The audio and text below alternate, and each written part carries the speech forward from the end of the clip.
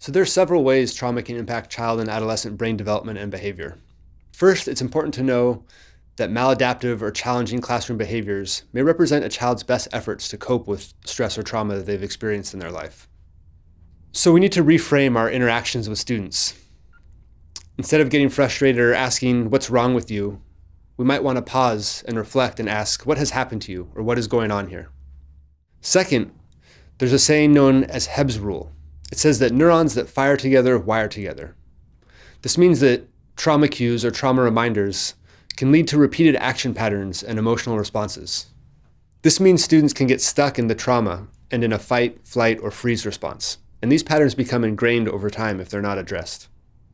Trauma exposure can alter children's developmental trajectories by prioritizing tasks of survival, by interfering with other developmental tasks, and by providing input from a dangerous environment. The result is that children exposed to trauma develop tendencies towards vigilance and impulsivity rather than focused attention or emotional and behavioral regulation.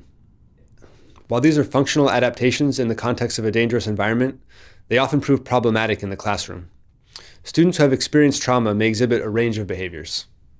So these behaviors include difficulty with executive functioning, like attention and memory, intrusive thoughts and memories, difficulty regulating emotions and behaviors, hyperarousal and hypervigilance, difficulty with communication, a lack of trust, difficulty with relationships and attachment, mood difficulties such as sadness, anxiety, fear, or anger, guilt, shame, or a negative view of self, changes in sleep or diet, or unhealthy efforts to cope such as avoidance, substance use, antisocial behavior, or delinquency.